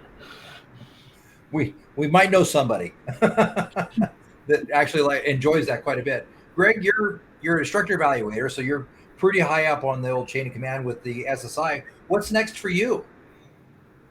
What are you learning? From Janine and I talking earlier today, she's going to be doing my technical extended range. Fun. So, guys, I wanted to put that out to you that there's always somewhere to go with this. There's always more to gain. And you guys have heard me say this to our students in open water. If you go to a instructor and they know everything, that's the instructor to run like hell from. You want to go to the instructor that's constantly learning, constantly growing, and expanding their knowledge and keeping up with everything to do. So that's my my point for you. And here's kind of a fun thing for you. When you go back to that My SSI app, there is the instructor awards program as well. So not only do you get pro points, and you can see you get cool pro points up here. I screenshotted this. I'm 2152, but you also get the levels of recognition. So right now I'm a gold level instructor, and I need a couple more certifications, and I'll hit platinum instructor. I'm sure Janine and Greg are platinum pros by this point, many times over. But I'm excited just to be at the almost a platinum instructor. Other cool things, you get dive awards. It'll keep track of all that kind of stuff. So use your MySci app. It's definitely to your advantage to kind of keep track of where you're at. You can collect awards, keep up with info on that as well. So the magic question is, what's next? You guys get the assistant instructor, and what's next after that? Here's what SSI says. Open water instructor is the next way to live your passion and move to that portion.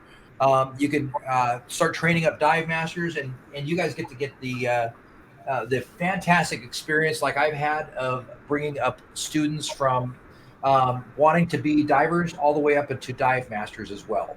I can tell you one of the greatest rewards I've had was from you guys.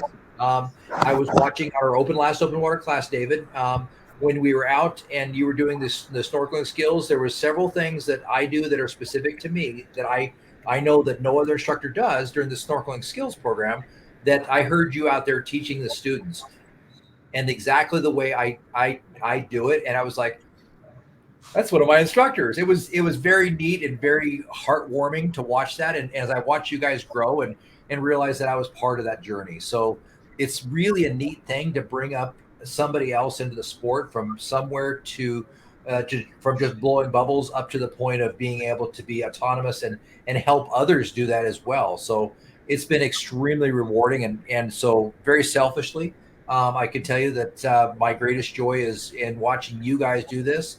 And you guys have always all heard of my classes as well that I tell the open water divers, once you're certified and you're out diving, wherever you're diving, I need you to send me text pictures or text me, email me pictures of your dives. I want to see your cool dives or whatever you're doing. And I want you to tell me about it. So it's very, very rewarding and enjoyable to have that process where you get to see somebody start from blowing bubbles for the first time to teaching other people to blow bubbles. Amazing, amazing experience.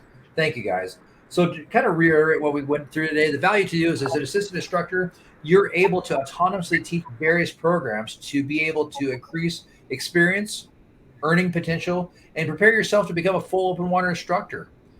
Through that, the main points we talked about Try SCUBA, SCUBA Skills Update, the SSI Specialty Program, and the Explorers Program.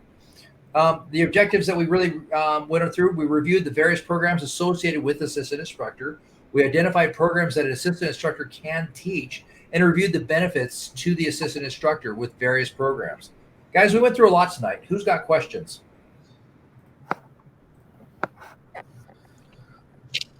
I don't have any questions. It was very well done, Benjamin. I learned a lot today. Good. David, what questions do you have? I kept up on my questions as they came to me, so I think I'm good. Josh, what questions? You're pretty new on the scale. You muted yourself. I did. I was turning the lights back on because they're going off. Yeah, I don't know that I really have any questions. I mean, like Nikki said, it would be. I mean, it's not really a question, but it would be fun to have like a Blue Oceans program kind of thing. I think for the kids, especially with the shop doing swim lessons and stuff too. Absolutely. Nikki, what questions do you have for me? I don't think I have any right now. And finally, Dave. Yeah, I don't have a ton of questions for you. I learned a lot during your presentation and learned a lot of cool things about the SSI app because I kind of cheat on SSI. I have a few different other apps, but SSI is the best app. But it was fun to go through it with you. Good. Well, that concludes my presentation on Section 6 of the instructor assistant instructor programs. Thank you guys for participating in this, and I appreciate you guys more than I can ever express in words. Happy to do it. You guys are welcome to stick around as I get brutally drug over the coals, and so you guys can learn as well. That's what I'm waiting for. Greg, Janine, did I do okay? Greg, do you want to start? You passed. Well, good. Yeah. No, there was a few times where, like, on one of them, equipment sales, you were probably getting a 2 with me, but Nikki pulled you out of that and said, well, why do I need this? That was good. Kind of prompted you along a little bit. It did it for me. I dinged you 1 point on safe and accurate information because we were talking about the types of specialties, and you said there's 5, but there's 6. And I had that same thing. So what I would encourage you to do would be to use the SSI pegs, because if you had used the SSI pegs, they have a peg for that one, and it lists all 6 specialty programs or types of specialty programs that SSI offers. And so those programs are the ecology, knowledge, pool confined water, open water, dedicated equipment, and overhead environment. But yet I saw why you thought there were 5, because if you look in the assistant instructor manual, you told us exactly what the manual said. But it would, if you had used the SSI pegs, you would have seen what they were hoping that we would cover in that section. I also always pull the students back to the standards. And I love how in the standards, it has each type of those specialties separated, and under each type, it lists the specialties that apply to that type. So I always use that as a training aid so that they're getting into the standards, but then they're also seeing, where they'll be able to find those standards when they're going to be able to teach them. But so I agree with you, Greg, on that. And then I dinged you a point on training aids, and that was because we had the peg, you held up the cue cards, but I didn't feel like we really used them. Well, and you talked about the app, and you asked us to open our app, and so I opened my app. Good point. Good point. I missed it. But in order for us to have considered the app a training aid, you should have said, Janine, in your app, will you please tell me how many experience points you have? Or Janine, in your app, can you explain to me where the standards are and how I can get to that? And had me actually use the app. Because if you just say, everybody open your app and nobody does, then it's not really a training aid. You wanted it to be, but the rest of the class didn't participate. And because no one else had their phone, you didn't ask us any questions from the app. And so any training aid that we want to put into play, we have to use it. Otherwise, it's considered a prop. And I mean, you only lost 1 point there. It's just more of a advice point. I feel like that students learn so much more if we get them up out of their chairs and involved. And I think that, in my opinion, that's why SSI really promotes us using training aids. Otherwise, it can feel a little bit more like a lecture. Now, yours did not at all, because you had so much class participation, right? So in no way did your seminar feel at all like a lecture, but other newer instructors might end up just talking the whole time instead of having that class participation. So we just use our training aids as one way to promote that class participation. So. And that was my big comment, was I really loved the class participation and the questions. Me too. I put interactive with a big happy face. Kept everybody so engaged. That was excellent. Thank you. What else do you have, Janine?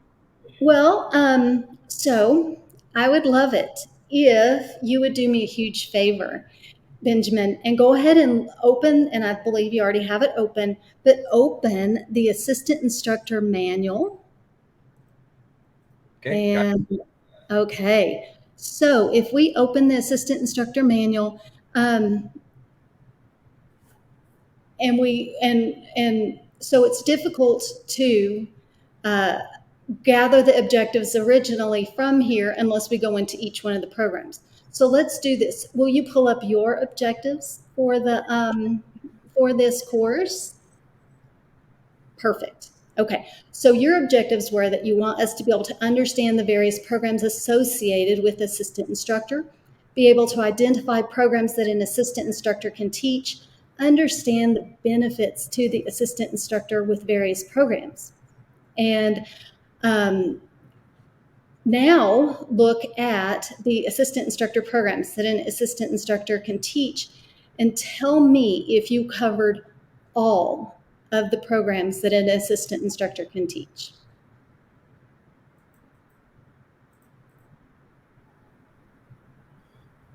I didn't talk about basic diver program. You didn't, and you really didn't talk about the open water diver program. So we all know that an assistant instructor can teach all of the academic portions, the confined water portions with they cannot teach the emergency skills, and they can assist on those open water programs and actually evaluate the surface skills under the direct supervision of an instructor. And I would have loved for you to have given them that that glimpse into their future, that they were going to be able to do that. That you don't, you know, that an assistant instructor is an instructor, you know, not an open water instructor yet, but they are an instructor. And so I always feel like that's kind of the cherry on top of the cake, right? To at the end of this section to help refresh their memory on the fact that they're going to be able to begin teaching that you know, at that open water diver level. So let's look at the criteria. Do you have that with you, Benjamin? Criteria for evaluating? Yes. Yes, I've got that. Okay. So knowing what we know now, how would you score yourself on defined objectives in measurable terms? It's a tricky one because basic diver and open diver, confined water diver is not things that we teach within our shop or we allow the assistant instructors to be a part of because it's not something that we have the ability to teach or to teach. So that's where it gets really tough. Is in our shop, it's not things that we do at all. Okay. So I hesitate to work with the students that I was working with Nikki, David, Dave, or Josh, because those aren't something that they're going to be able to do within the confines of the open water. So that's where I struggle. It's why I didn't put that in as well, because it's like I said, it's not something within our shop that's available. So I Okay, struggle. and I definitely respect that opinion. And I see where you're coming from there. But let's say they decide to do the assistant instructor course and you hand them that assistant instructor exam. You didn't cover it in your presentation. So when on that exam it asks them what will they be able to teach, will they get that question correct? So how you could have handled that is what you could have done is said, at our shop, we don't let you do this, but as an assistant instructor in other dive centers, you will be able to do this. So that's how you could have handled it. It's our responsibility and our job as an assistant instructor trainer to make sure that they have all the knowledge that they need. And I'll go back to the SSI pegs. That's why they give those to us, is so at our level we don't omit anything and we don't forget to say anything. Does that make sense? It does, and I didn't realize there was a set of pegs for this because I wasn't able to find them in the downloads. So Well, and I sent them to you in I didn't email. get that. I didn't get that. Unfortunately, I'm so sorry. No, that's fine. I will make sure that you have it before our next time together. Awesome. So if you'll send it to my work email, because I guess the Outlook is having some weirdnesses. I apologize. Okay. Yeah, no, and I'm sorry that I didn't verify with you that you had received them. Now, obviously your value. I mean, if we look at the criteria for that, you definitely stated a clear need to know, as well as how this information would be applicable during their students' training or practical experience. So great job on the value. And then provided an overview with main points outlined. So did you provide all main points in a clear logical sequence as outlined in the instructor manual? I think so. I took them in specific order. In the instructor manual, it starts with try SCUBA, SCUBA skills update, especially programs and explorers. And so I kept my pegs in that specific order, and I tried to ask questions along the same lines of each one of those specialties as we were going along, with interjecting things about the SSI app and some whys, and where I need specific things like slates or whatnot. Right. So we're not scoring your presentation. Okay, just to be clear, what we're doing here is teaching you how to evaluate a presentation, right? And so if in section 6 we see section 6.1 is try scuba and basic diver programs. If you didn't list basic diver program on your main point, did you provide all main points? If you didn't list section 6.5 open water diver program overview, did you list all the main points? And this is a question for you.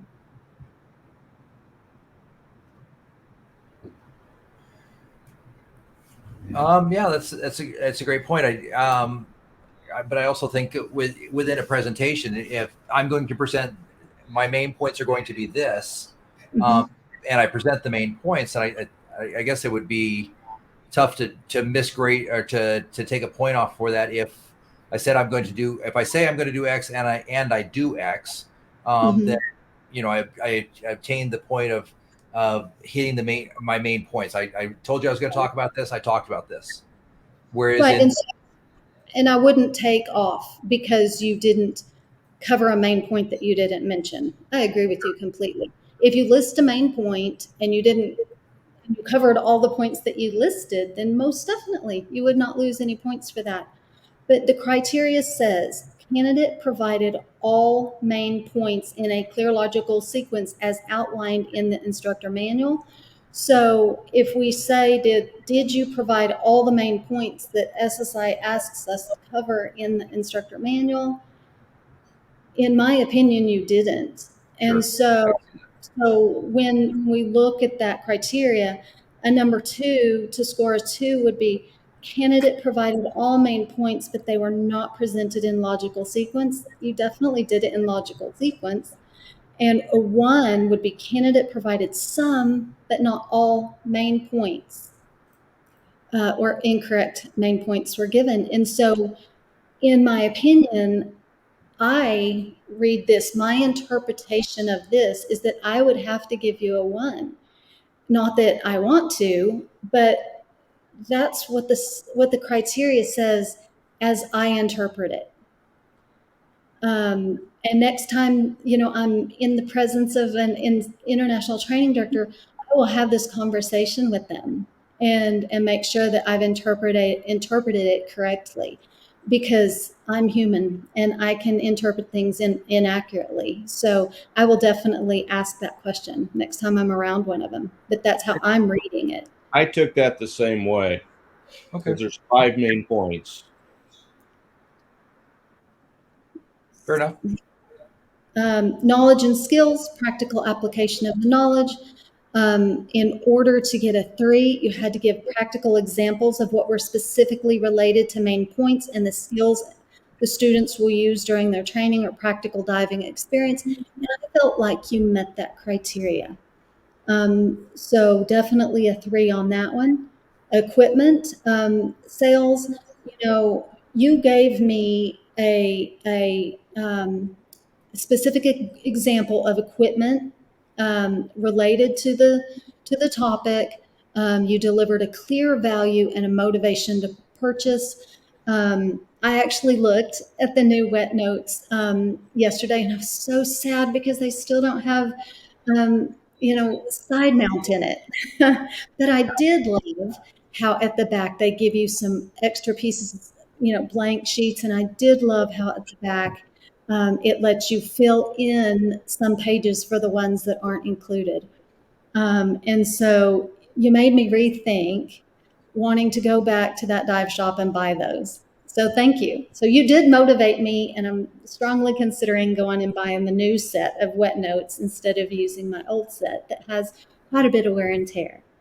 Greg, were you motivated to buy wet notes or a slate? I actually was, yes. And Benjamin, that's a huge achievement for you, because Greg's already owns every piece of equipment. You can't convince him to purchase new equipment. So you did a great job there. And then experience promoted continuing education or local travel. I loved how you asked each person what they would like to teach. Yeah. And I loved how you asked them, where their instructor journey was going to take them. Now, promoting continuing education, it says candidate introduced and created value for a specific continuing education program or promoted local diving travel opportunities and identified a clear pathway to continue their education and experience. You know, you never made anyone, you never said, this is what you need to do next, and this is how you get there. But you did give, and it wasn't specific, but you gave them that pathway for any instructor specialty course that they could take. And you explained to them the 3 ways that you could become a specialty instructor. So I felt like you met that criteria. How about you, Greg? Oh, I did too. Good. I mean, it started out with, like you said, the group discussion, and like David had me on perfect buoyancy, so I'm not smashing the coral. And then it just continued on, and it, like you said, there's so many different avenues that you could take that. Right. Now the next one, safe and accurate information on the topic. We've discussed that already as it pertained to the 6 types of specialty programs. But you made a comment, and I just want to ask you if I understood you correctly. Were you saying that you taught solo diving as an assistant instructor? And if No. so, through what organization? No, science of diving. Science of diving. Okay. I heard solo diving, and No, I'm sitting there saying, oh my goodness. No, science of diving. Yeah, I heard solo, but I didn't take it as independent diver. I took it as like teaching alone. It took my breath away for a moment, and I thought, what organization lets an assistant instructor teach that? So thank you for clarifying that. I appreciate that. And then completed information in a logical sequence. That was an easy pass on that one. Candidate adequately covered all of the information in a logical sequence as outlined in the instructor manual. So well done on that one. Then delivered an environmental or safe diving practice message.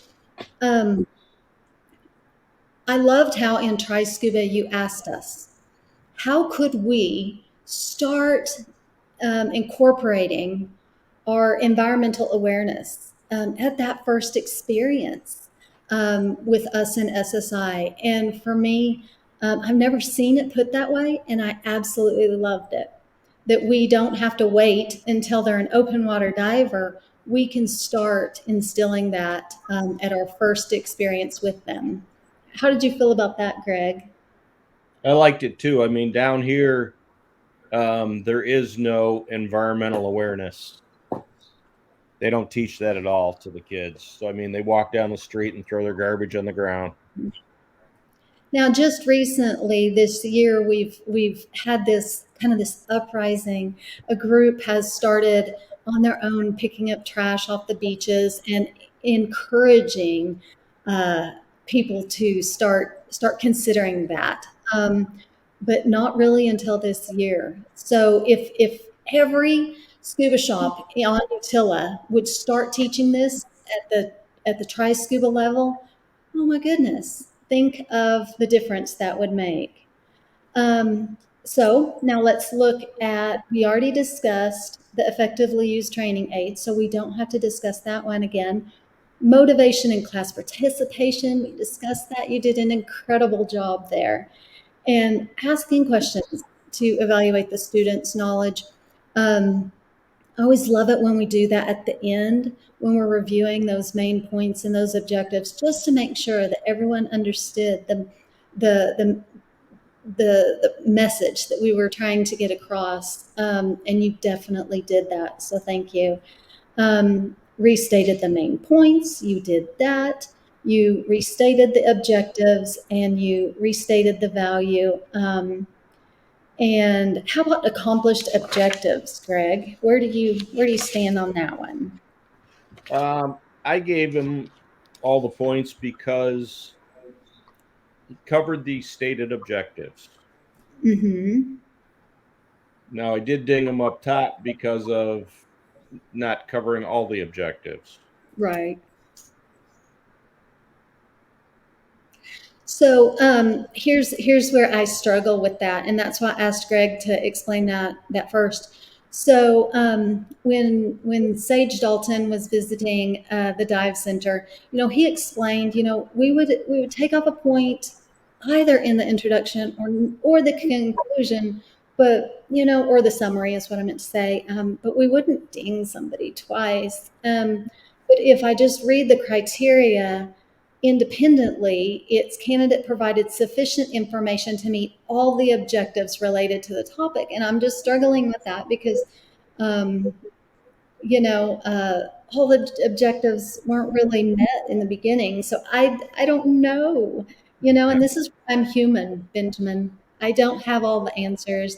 I just trained my assistant instructor trainers to teach the evaluation form as it's stated, and always pull out the criteria on grading, and be honest. That sometimes we just don't quite know how to grade on that. So if I go with kind of what Sage said, take it off here or there, but not both places, then I definitely wouldn't take it off at the bottom. Then accurate terminology, impression, speaking ability, and mannerisms. I love that you're not monotone. We have seen through so many presentations where we're just like, show some excitement, and you do that. You can see your love for SSI and your excitement to see your candidates move up through the ranks, and your ability to see things in them that they may not already see, or they may not yet see those things in themselves. And you are just an amazing role model.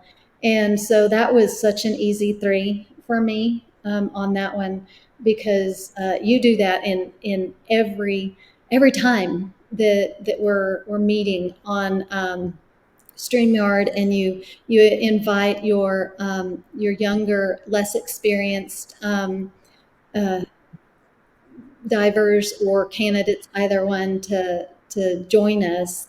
I love how excited you are about SSI and the message that you give to them, and effective use of time. We read this and it says, candidate provided an adequate amount of information to cover the topic within the allotted time. I don't give an allotted time on this because there's just a lot of information to cover. And so you definitely provided an adequate amount of information on the topic. So that was a 3 as well. So like Greg said, it was a definite pass. So very well done on that. Anything that you would like to add, Greg? No, overall, like I said, I love the enthusiasm. I love the interaction. I mean, it was a very good presentation. If we were teaching it here, it would be somewhere in the 90 to 120 minutes, and you're in that zone. So very, very good job. Thank you. Benjamin, do you have any questions or anything to add? No, I think you covered it well, and I appreciate the constructive criticism, and I appreciate you allowing me to record this so I can certainly go back to the game film. Okay, well, definitely do, and let me know if you think of any questions at a later time. Are you still planning on doing another StreamYard session tomorrow? Or I don't know that we need to. I was going to do this for my candidates as a practice, and then for you in the morning. But we killed 2 birds with 1 stone. So most definitely. So okay, well then we can call it a night. It's getting Greg, late. thank you for being a part of this, by the way, and I appreciate you. I didn't anticipate Thank you. having the opportunity to present to the both of you simultaneously. So that was definitely helpful, and thank you for your comments and constructive criticism. Thank you. Thank you. All right, guys. Thank you. We'll talk to you tomorrow.